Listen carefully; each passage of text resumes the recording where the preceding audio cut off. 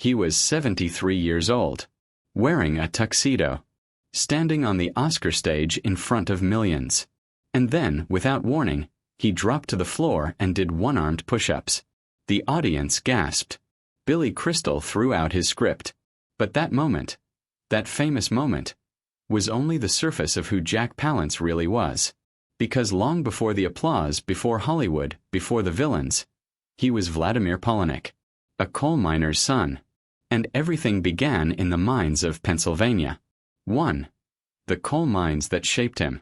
Jack was born February 18, 1919, in Latimer Mines, Pennsylvania, the son of Ukrainian Catholic immigrants. This was not a gentle place to grow up. His father worked 39 years in the anthracite mines.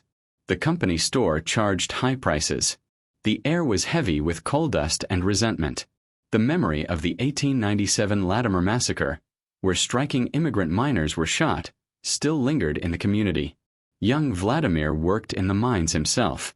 Years later, he said something revealing. "I learned how to hate when I was a kid in the hard coal mines." Not hate in a dramatic sense, but the kind that comes from watching exhaustion settle into your family. His father would later die of black lung disease. That hardness stayed with him. It carved his posture, his stare, even his silence. 2. The boxer called Jack Brazzo. Before acting before Broadway, he boxed professionally. Under the name Jack Brazzo, he fought in small clubs around coal towns. Hard fights. Little money. Records are incomplete, but he claimed 15 straight wins, many by knockout. What we do know is that he fought future contender Joe Baxi in 1940 and lost a decision. After one brutal bout, he had a realization. You must be nuts to get your head beat in for $200. That was Jack. Honest. Direct. The theater, he decided, hurt less. 3. The bomber crash and the Hollywood myth. During World War II, he trained as a B-24 co-pilot. A training flight ended in disaster when the aircraft lost power and crashed. He was injured, knocked unconscious, discharged in 1944. But Hollywood turned that into something else. Publicists claimed his face had been blown apart and surgically rebuilt. A miracle reconstruction. It made for a powerful story. The villain with the reconstructed face. But Palance rejected it. If it's a bionic face, he once joked, why didn't they do a better job? The truth appears simpler. He had injuries. He had the features of his Eastern European heritage. He had boxing scars. Hollywood preferred the myth. He preferred the truth. 4. The night he broke Marlon Brando's nose. After the war, he studied drama and eventually became understudy to Marlon Brando in A Streetcar Named Desire on Broadway. Brando set up a punching bag backstage. One night, Palance swung. He missed the bag and hit Brando square in the nose. Brando was hospitalized. The understudy stepped in, and suddenly, the coal miner's son was in the spotlight. Sometimes destiny doesn't knock. Sometimes it lands a punch. 5. The actor other actors feared. When Palance entered film, something unusual happened. Co-stars were genuinely nervous. During filming of Panic in the Streets, he reportedly substituted a real gun for a prop in a scene and struck actor Richard Widmark hard enough to knock him unconscious. Widmark later admitted he was physically afraid of him. And yet, off-camera, friends described a quiet, even gentle man. Reserved. Soft-spoken. The menace on screen was real. But it was also controlled. Mostly. 6. 13 minutes that changed westerns. In Shane, Palance played hired gunman Jack Wilson. He appears for less than 13 minutes.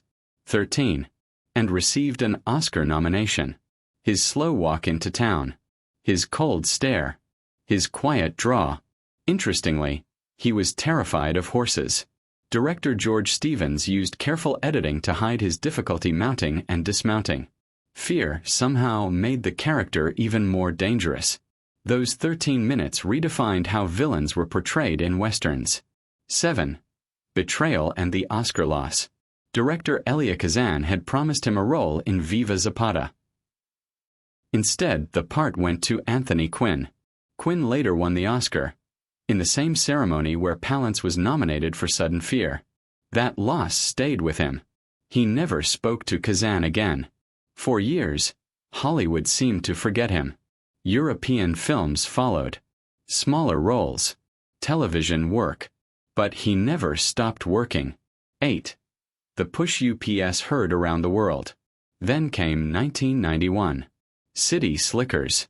Palance worked just 10 days on the film, playing Curly. He won the Academy Award, nearly 40 years after his last nomination. On stage, he delivered a line from the film.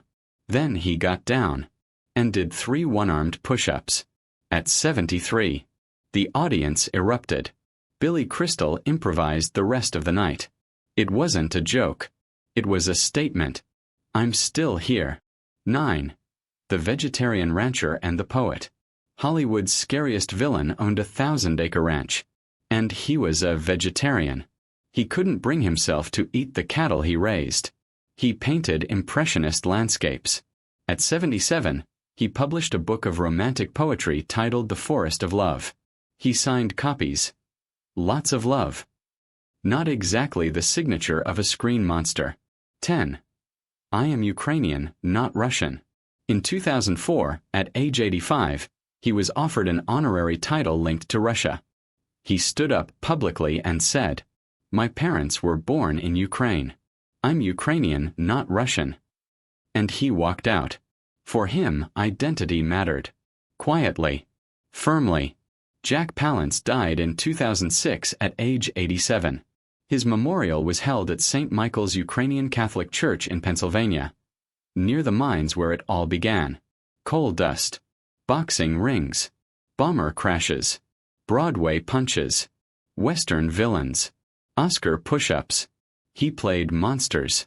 But off-screen, he was a private man who valued family, art, and dignity. Maybe the greatest role he ever played was surviving it all. What do you remember most about Jack Palance? The push-ups? Shane? Curly in City Slickers? Or Sunday nights on Ripley's Believe It or Not?